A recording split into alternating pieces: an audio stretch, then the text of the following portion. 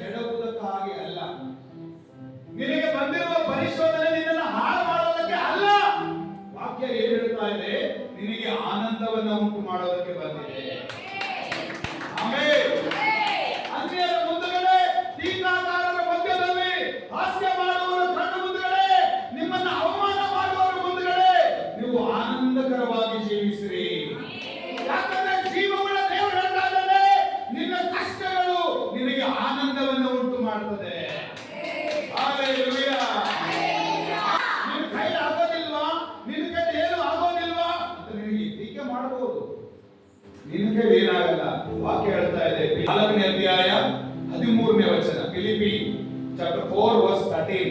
ಅಲ್ಲಿ ವಾಕ್ಯ ಹೇಳ್ತಾ ಇದೆ, ಪೌಲನು ಹೇಳ್ತಾನೆ, ಕ್ರಿಸ್ತ ಯೇಸುವಿನಲ್ಲಿ ನಿಂತುಕೊಂಡು ನಾನು ಎಲ್ಲವನ್ನ ಮಾಡಲಿಕ್ಕೆ ಶಕ್ತನಾಗಿದ್ದೇನೆ.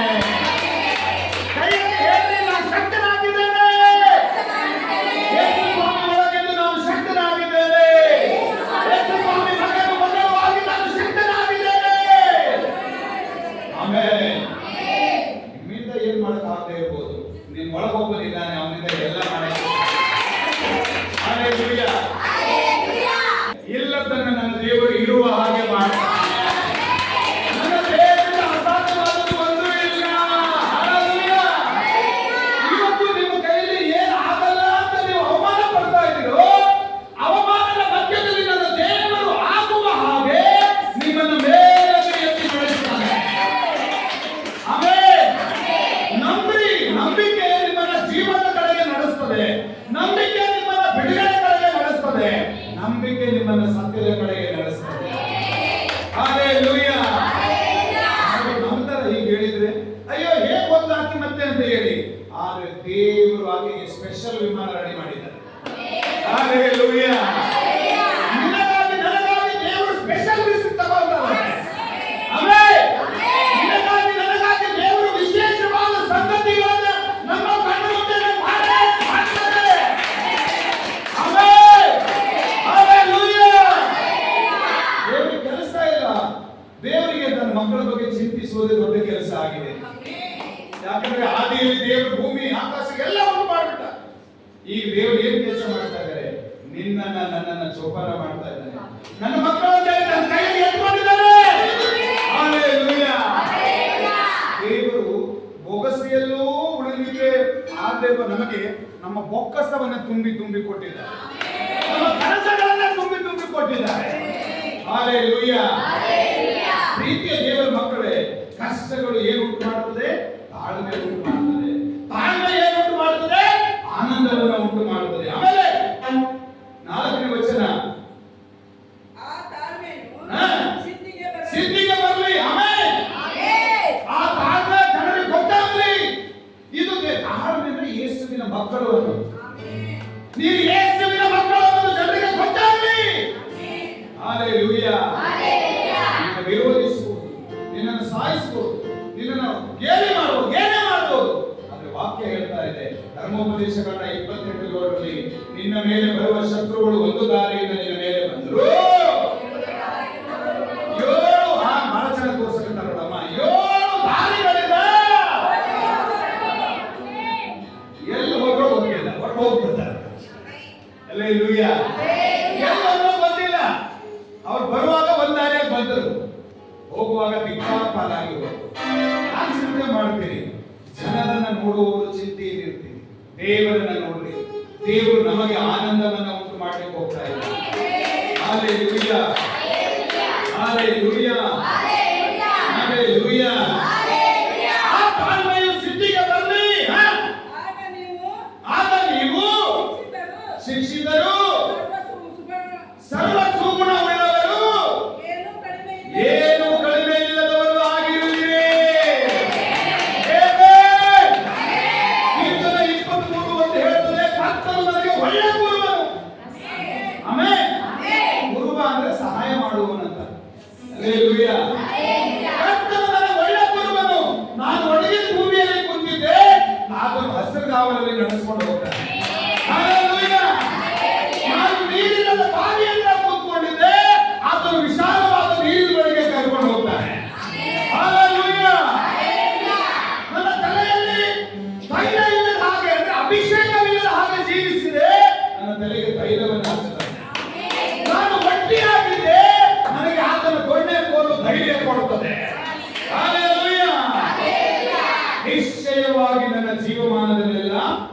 ಶುಭ ಕೃಪೆ ನನ್ನ ಹಿಂಬಾಲಿಸುವಂತೆ ಮಾಡು. Amen, amen, amen. ಅದು ವಾಕ್ಯ ಹೇಳ್ತದೆ, ಆಗ ದೇವ ಜನರಾಗಿ ನೀವು ಜೀವಿಸುವಾಗ, ನಿಮ್ಮ ನಂಬಿಕೆಗೆ ವಿರುದ್ಧವಾಗಿ ಕಷ್ಟಗಳು, ಶೋಧನೆಗಳು, ಪರಿಶೋಧನೆಗಳು ಬರುವಾಗ, ನಿಮ್ಮ ನಂಬಿಕೆಗೆ ವಿರುದ್ಧವಾಗಿ ಬರುವ ಪರಿಶೋಧನೆಯಲ್ಲಿ ನೀವು ತಾಳ್ಮೆ ಉಳ್ಳವರಾಗಿ ಇರುವಾಗ, ಆ ಕಷ್ಟಗಳು, ನೀವು ಬಿದ್ದಿರುವ ನಾನಾ ವಿಧವಾದ ಶೋಧನೆಗಳು, ಅಲ್ಲಿ ಏನಿದೆ 3ನೇ ವಚನದಲ್ಲಿ, ನೀವು ನಾನಾ ವಿಧವಾದ ಕಷ್ಟಗಳಲ್ಲಿ ಬಿದ್ದಿರುವಾಗ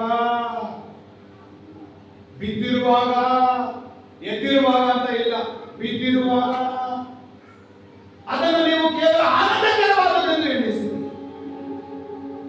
ಕೀರ್ತನೆ 34ನೇ 19ನೇ ವಚನ ನನ್ನ ಲೈಫಲ್ಲಿ ಯಾವಾಗಲೂ ನಾನು ಹೇಳುತ್ತಾ ಇರ್ತೇನೆ. ಆಮೆನ್. ನೀತಿವಂತರಿಗೆ ಸಂಭವಿಸುವ ಕಷ್ಟಗಳು ಅನೇಕವಿದ್ದರು, ಯೆಹೋವನು ಎಲ್ಲವುಗಳ ಒಳಗಿಂದ ಅವನನ್ನು ಬಿಡಿಸುವನು. ಆಮೆನ್. Hallelujah, hallelujah, hallelujah. ಸಾಯಬೇಕಾದಂತಹ ಚಾರತ ವಿಧವೆಯ ಮನೆಗೆ ಎಲಿಯನನ್ನು ದೇವರು ಕಳಿಸಿದ ಅಂತ ನಾನು ಅವರಲ್ಲಿ ಹೇಳ್ತಾ ಇದ್ದೆ. ಸಾಯ್ತಾ ಇದ್ರು, ತಾಯಿ ಮಗ ತೀರ್ಮಾನ ಮಾಡಿದ್ರು, ಸ್ವಲ್ಪ ಹಿಟ್ಟಿದೆ, ಸ್ವಲ್ಪ ಎಣ್ಣೆ ಇದೆ, ಮಾಡಿ ತಿಂದು ಇವತ್ತು ಸತ್ತೋಗ್ಬಿಡೋಣ, ಯಾಕಂದ್ರೆ ಬರಗಾಲದಲ್ಲಿ ಬದುಕಕ್ಕಾಗಲ್ಲ, ನೀರಿಲ್ಲ, ಊಟ ಇಲ್ಲ, ಕೆಲಸ ಇಲ್ಲ, ಧಾನ್ಯ ಇಲ್ಲ ಅಂದ್ಕೊಂಡ್ರು. ಆದ್ರೆ ಆ ಸಾಯ್ಬೇಕಂತ ತೀರ್ಮಾನ ಮಾಡಿದ ಕುಟುಂಬಕ್ಕೆ ಯಾರು ನೋಡಿದ್ರು? ದೇವರು ನೋಡಿದ್ರು. ದೇವರು ನೋಡಿ ತನ್ನ ಸೇವಕರಿಗೆ ಹೇಳ್ತಾನೆ, ನೀನು ಈಗಲೇ ಆ ಮನೆಗೆ ಹೋಗ್ಬೇಕು. ನಾನು ಆ ಊರಿನ ವಿಧವೆಗೆ ಹೇಳಿದ್ದೇನೆ, ನಿನಗೆ ಸಾಕೋದು. ಆಕೆಗೆ ಊಟ ಇಲ್ಲ, ಆದ್ರೆ ದೇವರು ಹೇಳ್ತಾನೆ, ಆಕೆಗೆ ಸಾಕು ಕೇಳಿದ್ರು, ನಿನಗೆ ಸಾಕಂತ ಹೋಗಲಿ. ಎಲಿಯನು ಕೆರೆ ತಳದಿಂದ ಎದ್ದು ಆಕೆ ಮನೆಗೆ ಹೋಗ್ತಾನೆ. ಆಕೆಯ ಮನೆ ಊರಿಂದ ಹೊರಗಡೆ ಇದೆ. ಅಲ್ಲೇ ಅಂದ್ರೆ ಕಡು ಬಡತನದಲ್ಲಿದ್ದಾರೆ, ತುಂಬಾ ಬಡತನದಲ್ಲಿದ್ದಾರೆ. ಹೋಗಿ ನಿಂತಾಳ ಎಲಿಯ, ಅಮ್ಮ ನೀರ್ ಕೊಡು, ನೀರ್ ತಂದು ಕೊಡ್ತಾಳ ಕಷ್ಟದಲ್ಲಿ. ಗುಣ ನೋಡ್ರಿ, ಅಮ್ಮ ಒಂದು ತುಂಡು ರೊಟ್ಟಿ ಕೊಡು, ನನಗೆ ಹೊಟ್ಟೆ ಹಸಿವಾಗಿದೆ. Hallelujah, hallelujah. ತಾಯಿ ಹೇಳ್ತಾಳೆ, ಸ್ವಾಮಿ ಸತ್ಯ ಹೇಳ್ತಾಳೆ, ನನ್ನ ಮನೆಯಲ್ಲಿ ನಾನು ನನ್ನ ಮಗ ಇಬ್ಬರೇ ಇದ್ದೀವಿ, ವಿಪರೀತ ಬರಗಾಲ ಇದೆ, ಸ್ವಲ್ಪ ಹಿಟ್ಟಿದೆ, ಮೊಗೆಯಲ್ಲಿ ಸ್ವಲ್ಪ ಎಣ್ಣೆ ಇದೆ, ನಾನು ನನ್ನ ಮಗ ಒಂದು ರೊಟ್ಟಿ ಮಾಡಿ ಅದ್ರಾಗ ಇಬ್ರು ಅರ್ಧ ತಿಂದು ಇವತ್ತು ಆತ್ಮಹತ್ಯೆ ಮಾಡ್ಕೊಂಡು ಸತ್ತೋಗ್ಬಿಡ್ತೀವಿ ಅಂತ ತೀರ್ಮಾನ ಮಾಡಿದ್ದೇವೆ ಅಂತಾಳೆ. ಆಕೆಯ ತೀರ್ಮಾನ ದೇವರ ಸೇವಕರ ಮುಂದೆ ಹೇಳ್ತಾಳೆ, ಆಕೆಯ ಆಲೋಚನೆ ದೇವರ ಸೇವಕರ ಮುಂದೆ ಹೇಳ್ತಾಳೆ. ಹಲ್ಲೆಲೂಯಾ. ಆಕೆ ಮುಚ್ಚಿ ಹೇಳಿಲ್ಲ, ಒಪ್ಪನಾಗಿ ಹೇಳಿದ್ದು. ಆಮೆನ್. ತಕ್ಷಣ ಎಲಿಯರು ಹೇಳ್ತಾರೆ, ನಿನಗೆ ಮನೆ ಬಹಳ ಉದ್ಧಾರ ಮಾಡ್ತೀನಿ ಅನ್ಲಿಲ್ಲ, ಅದ್ರಾಗೆ ನನಗೆ ಒಂದು ತುಂಡು ರೊಟ್ಟಿ ಮಾಡ್ಕೊಂಡ, ಒಂದು ಚಿಕ್ಕ ರೊಟ್ಟಿ ಮಾಡ್ಕೊಂಡ. ಆ ತಾಯಿ ತಕ್ಷಣ ಆ ಮಾತಿಗೆ ವಿಧೇಯಳಾಗಿ ಓಡೋಗಿ ಅದೇ ಹಿಟ್ಟಿಂದ ಆಕೆ ಏನ್ ಮಾಡ್ಬಿಡ್ತಾಳೆ, ರೊಟ್ಟಿ ಮಾಡಿ ದೇವರ ಸೇವಕರಿಗೆ ತಂದು ಕೊಡ್ತಾಳೆ. ಆ ಸೇವಕನ ರೊಟ್ಟಿಯನ್ನು ಸ್ವೀಕಾರ ಮಾಡ್ತಾನೆ. ಹೋಗಿ ನೋಡಿದ್ರೆ 3.5 ವರ್ಷ ಆ ದಿನಕ್ಕೆ ಏನ್ ಬೇಕೋ ಮಡಿಕೆಯಲ್ಲಿ ತುಂಬಾ ಹಿಟ್ಟು ತುಂಬ್ತಾ ಇದೆ, ಎಣ್ಣೆ ತುಂಬ್ತಾ ಇದೆ, ಹಿಟ್ಟು ತುಂಬ್ತಾ ಇದೆ, ಎಣ್ಣೆ ತುಂಬ್ತಾ ಇದೆ. ಇಬ್ಬರೇ ಸಾಯ್ಬೇಕು ಅನ್ಕೊಂಡು ಈಗ ಎಷ್ಟು ಜನ ಊಟ ಮಾಡ್ತಾ ಇದ್ದಾರೆ? 3 ಜನ. ಎಷ್ಟು ಜನ ಊಟ ಮಾಡಿದ್ರು? 3.5 ವರ್ಷ. ಇಬ್ಬರೇ ಸಾಯ್ಬೇಕು ಅನ್ಕೊಂಡು 3 ಜನ 3.5 ವರ್ಷ ಊಟ ಮಾಡಿದ್ರು. ಆ ತಾಯಿಗೆ ಆ ಮಗನನ್ನು ದೇವರು ಉಳಿಸಿಕೊಟ್ಟ. ಸೇವಕರು ನಿಮ್ಮ ಮನೆಗೆ ಬರೋದ್ರಿಂದ ನಿಮ್ಮ ಜೀವ ಉಳಿಯುತ್ತದೆ, ನಿಮಗಿರುವ ಕಷ್ಟಗಳು ನೀಗ್ತದೆ, ನಿಮಗಿರುವ ಪಾಪಗಳು ದೂರ ಆಗ್ತದೆ, ನಿಮಗಿರುವ ಅಪಾಯಗಳು ದೂರ ಆಗ್ತದೆ, ನಿಮಗೆ ಸಂಭವಿಸುವ ಅನಾಹುತಗಳು ದೂರ ಆಗ್ತದೆ. ಹಲ್ಲೆಲೂಯಾ. ನಂಬಿಕೆಯನ್ನು ಕಾತ್ಕೊಳ್ಳಿ, ನಂಬಿಕೆಯನ್ನು ಕಾತ್ಕೊಳ್ಳಿ. ಕಷ್ಟ ಎದುರಾಗಿದೆ ಅಂತ ಹೇಳಿ ನೀವು ಚಿಂತೆ ಮಾಡಬೇಡಿ. ಅಲ್ಲಿ 12ನೇ ವಚನ ಓದ್ರಿ ಅಮ್ಮ. ಅದೇ ಯಾಕೋಬ 1:12. ಕಷ್ಟವನ್ನು ಸಹಿಸಿಕೊಳ್ಳುವವನು ಧನ್ಯನು, ಅವನು ಪರಿಶೋಧಿತನಾದ ಮೇಲೆ ಜೀವವೆಂಬ ಜಯಮಾಲ್ಯವನ್ನು ಹೊಂದುವನು. ಆಮೆನ್. ಕಷ್ಟವನ್ನು ಸಹಿಸಿಕೊಳ್ಳುವವನು ಧನ್ಯನು. ನೋಡಿ, ನೀವು ಸೋತಿದ್ದೀರಾ, ನೀವು ಕುಗ್ಗಿದ್ದೀರಾ, ನೀವು ಬಲಹೀನತೆಯಲ್ಲಿದ್ದೀರಾ, ಚುಚ್ಚು ಮಾತು ಸಹಿಸಿ ಸಹಿಸಿ ಸಾಕಾಗಿದ್ದೀರಾ, ಅವಮಾನದೊಳಗಿದ್ದೀರಾ, ಕಣ್ಣೀರಿನೊಳಗಿದ್ದೀರಾ. ದೇವರೇ ನಾನು ಏನ್ ಮಾಡ್ಬೇಕು?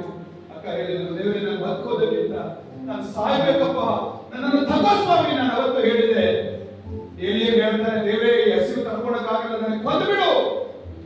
ದೇವರು ಹೇಳ್ತಾನೆ, ಸುಮ್ಮನೆ ನಡ್ಕೋ. ದೇವರು ಕಾಗೆ ಮೂಲಕವಾಗಿ ಊಟ ಕಳಿಸಿದ.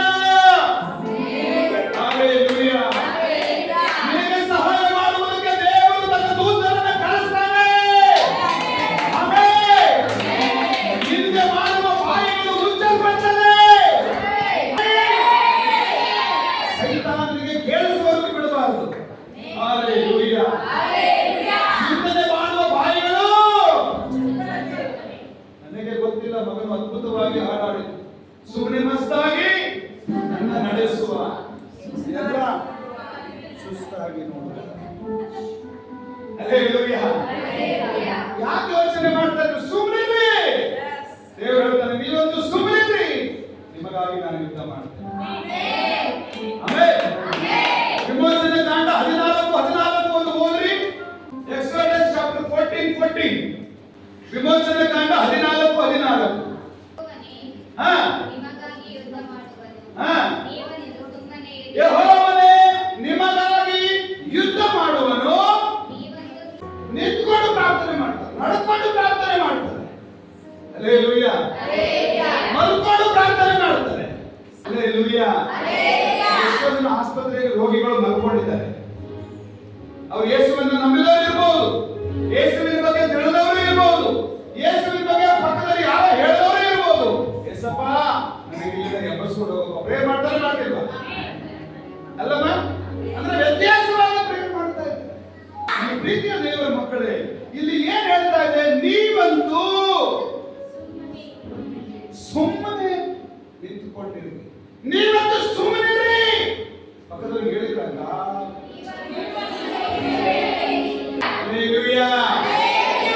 ದೇವರು ಹೇಳಿದ ಮೋಸೆಗೆ, ಆ ಜನರಿಗೆ ಹೇಳು, ನೀವಂತೂ ಸುಮ್ಮನೆ ಇರಿ.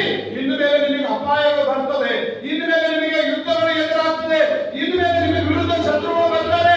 ಯಾವಾಗ ನೀವು ತಪ್ಪು ಮಾಡ್ತೀರೋ ಶತ್ರುಗಳು ನಿಮ್ಮ ವಿರುದ್ಧ ಬರ್ತಾರೆ. ನೀವು ಯಾವಾಗ ನನ್ನ ಮಾತು ಕೇಳಿ ನಡೀತೀರೋ ಶತ್ರುಗಳು ನಿಮ್ಮಿಂದ ದೂರ ಓಡೋಗ್ತಾರೆ. ಆಮೆನ್. ಇದನ್ನು ದೇವರು ಕಲಿಸಿದ ಅವರಿಗೆ. ಹಲ್ಲೆಲೂಯಾ. ಯೆಹೋವನೇ ನಿಮಗಾಗಿ ಯುದ್ಧ ಮಾಡುವನು ಅಂತ ಮೊದಲು ಹೇಳ್ತಾ ಇದ್ದಾನೆ. ನಿಮಗಾಗಿ ನಿಮ್ಮ ಪರವಾಗಿ ಒಬ್ಬರು ಇದ್ದಾರೆ, ನಿಮ್ಮ ಪರವಾಗಿ ಜನ ಇಲ್ಲ, ನಿಮ್ಮ ಪರವಾಗಿ ಸಂಬಂಧಿಕರಿಲ್ಲ. ನಿಮ್ಮ ಸಂಬಂಧಿಕರ ಬೆಂಕಿ ಇಟ್ಟುಕೊಡ್ತಾರೆ ನಿಮಗೆ ವಿರುದ್ಧವಾಗಿ. ನಿಮಗೆ ಗೊತ್ತಿದ್ದವರೇ ನಿಮಗೆ ವಿರುದ್ಧ ಬೆಂಕಿ ಇಟ್ಟುಕೊಡ್ತಾರೆ. ದಾವೀದನು ಹೇಳ್ತಾನೆ, ನನ್ನ ಮನೆಯ ಉಂಡವನೇ ನನಗೆ ಶತ್ರು ಆಗ್ಯಾನ. ಅದಕ್ಕೆ ದಾವೀದನು ಹೇಳ್ತಾನೆ, ನನ್ನ ಮನೆಯ ಉಂಡವನೇ ನನಗೆ ಶತ್ರು ಆಗ್ಯಾನ. ನಾನು ಉಪಕಾರ ಮಾಡಿದವನೇ ನನ್ನ ದಾರಿ ಕಟ್ಟ ಕಾಲು ಹೊಟ್ಟಿದ್ದಾನೆ. ಇವರು ಕೀರ್ತನೆ ಓದಿದ್ರಲ್ಲ, ನನ್ನ ವೈರಿ ನನಗೆ ಬೀಳಿ ನುಗ್ಗಬೇಕಂತ ಇದ್ದಾನೆ, ನನಗೋಸ್ಕರ ಗುಂಡಿ ಆಗಲು ತೆಗಿತಾ ಇದ್ದಾನೆ. ಹಲ್ಲೆಲೂಯಾ. ಹೇಳ್ತದೆ, ಯೆಹೋವನೇ ನಿಮಗಾಗಿ ಯುದ್ಧ ಮಾಡುವನು, ನೀವಂತೂ ಟೆನ್ಷನ್ ಜಾಸ್ತಿ. ನಾವು ನಾನೇ ಏನಾದ್ರು ಮಾಡಿಬಿಡ್ಬೇಕಂತ ಓಡ್ತೀವಿ. ನೋ, ನಿನ್ನ ಶತ್ರು ನೀನು ಮುಗಿ ತೀರ್ಸಕ್ಕೆ ಹೋಗ್ಬೇಡ. ಬೈಬಲ್ ಹೇಳ್ತದೆ, ಗರ್ವಿಷ್ಠರನ್ನ ದೇವರು ದೂರದಿಂದ ನೋಡ್ತಾ ಇದ್ದಾನಂತೆ, ಸೊಕ್ಕು ಮಾಡೋರನ್ನ ದೇವರು ದೂರದಿಂದಲೇ ನೋಡ್ತಾ ಇದ್ದಾನಂತೆ, ಅವರ ಗರ್ವವನ್ನು ದೇವರು ಅಡಗಿಸ್ತಾನಂತೆ. ಹಲ್ಲೆಲೂಯಾ. ಹಲ್ಲೆಲೂಯಾ. ಹಲ್ಲೆಲೂಯಾ. ಗರ್ವ ಮಾಡ್ತಾ ಇದ್ದಾರಂತ ನೀವು ಸೋತು ಹೋಗ್ಬೇಡ್ರಿ. ನೀನು ಆರಾಧನೆ ಮಾಡ್ತಾ ಇರೋ ದೇವರ ಅಂತ ನಿಮಗೆ ಗೊತ್ತಲ್ವಾ? ಪ್ರಾರ್ಥನೆ ಮಾಡ್ರಿ. ಆಮೆನ್.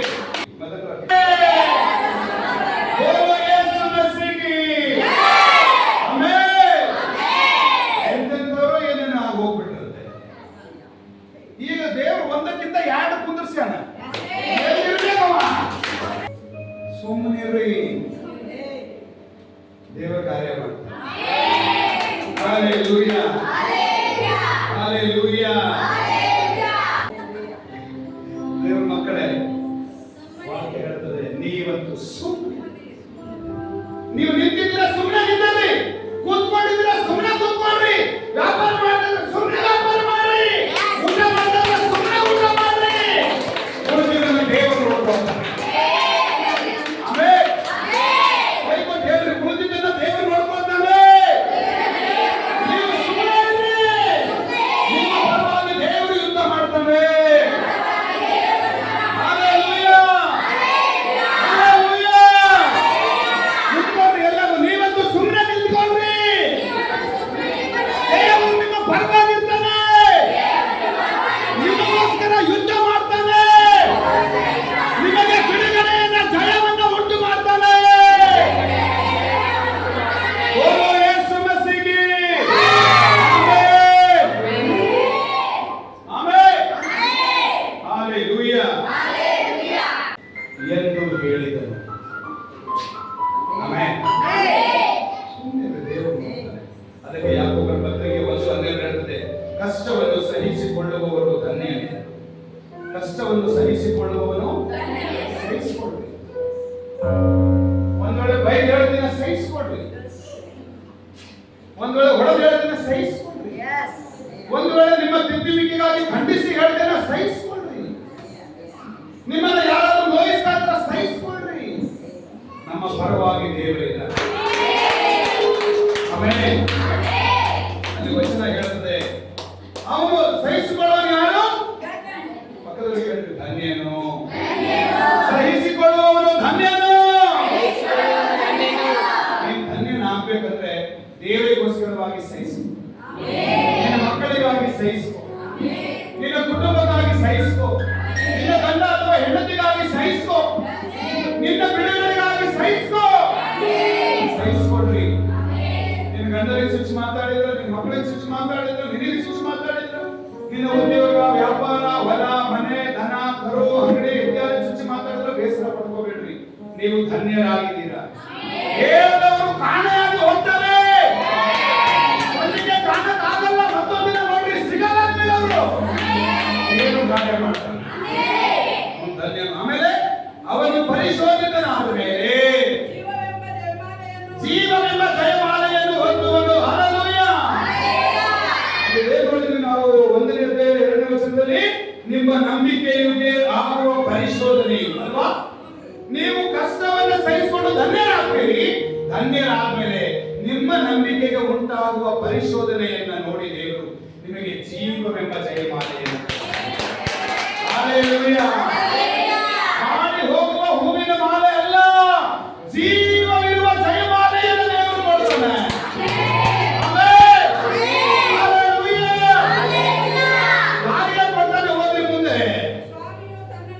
ಸ್ವಾಮಿಯು ತನ್ನನ್ನು ಪ್ರೀತಿಸುವವರಿಗೆ ಇದನ್ನು ವಾಗ್ದಾನ ಮಾಡಿದ್ದಾನೆ. ಹಲ್ಲೆಲೂಯಾ. ನೀನು ದೇವರನ್ನ ಪ್ರೀತಿಸ್ತೀಯಾ? ನಿನಗೆ ದೇವರು ಹೇಳ್ತಾ ಇದ್ದಾನೆ, ನಾನು ನಿನಗೆ ಕೊಡ್ತೀನಿ ಅಂತ ಹೇಳ್ತಾ ಇದ್ದಾನೆ. ನೀನು ದೇವರನ್ನ ನಂಬಿದೀಯಾ? ನಿನಗೆ ಕೊಡ್ಬೇಕಂತ ಹೇಳ್ತಾ ಇದ್ದಾನೆ. ನೀನು ದೇವರ ಮೇಲೆ ನಿರೀಕ್ಷೆ ಇಟ್ಕೊಂಡಿದೀಯಾ? ನಿನಗೆ ಜೀವವೆಂಬ ಜಯಮಾಲೆಯನ್ನು ದೇವರು ಕೊಡ್ತಾನೆ. ಆಮೆನ್. ಆಮೆನ್. ನಂಬಿಕೆ ಕಳ್ಕೋಬೇಡ್ರಿ. ತಾಳ್ಮೆಯಿಂದ ಇರ್ರಿ, ಭಕ್ತಿ ಉಳ್ಳವರಾಗಿರ್ರಿ, ಪ್ರೀತಿಯಲ್ಲಿ ನಡೆಯಿರಿ, ಪರಿಶುದ್ಧರಾಗಿರ್ರಿ. ದೇವರ ಭಯ ಯಾವಾಗ ಬರ್ತದೆ ಗೊತ್ತಾ? ನಾವು ದೇವರಿಗೆ ಪ್ರೀತಿ ಮಾಡಿದ್ರೆ ಮಾತ್ರ ದೇವರ ಭಯ ಬರ್ತದೆ, ಸುಮ್ಮನೆ ಭಯ ಬರಲ್ಲ. ಯಾರು ದೇವರಿಗೆ ಪ್ರೀತಿ ಮಾಡ್ತಾರೋ ಖಂಡಿತವಾಗಿ ಅವ್ರ ಭಯ ಅವರಿಗೆ ಇದ್ದೇ ಇರುತ್ತೆ. ಒಂದೇ ಮೆಸೇಜ್ ಹಾಕಿದೆ ಶೋಭಾ ಇಲ್ಲಿದ್ದಾಳೆ ಅಂದ್ರೆ ಪ್ರೀತಿ ಇದೆ, ಪ್ರೀತಿಯ ಜೊತೆಗೆ ಭಯ ಇದೆ. ಆಮೆನ್. ಆಮೆನ್. ಅಂದ್ರೆ ಪ್ರೀತಿ ಪರಿಶುದ್ಧವಾದ ಭಯದ ಕಡೆಗೆ ನಡೆಸ್ತದೆ. ಆಮೆನ್. ಲೋಕದ ಭಯ ಮರಣದ ಕಡೆಗೆ ನಡೆಸ್ತದೆ, ಪರಿಶುದ್ಧವಾದ ಭಯ ಜೀವದ ಕಡೆಗೆ ನಡೆಸ್ತದೆ. ಆಮೆನ್. ಆಮೆನ್. ಆಮೆನ್. ಹಾಗಾಗಿ ನಿಮ್ಮ ನಂಬಿಕೆಗೆ ಪರಿಶೋಧನೆ ಉಂಟಾಗ್ತಾ ಇದೆ.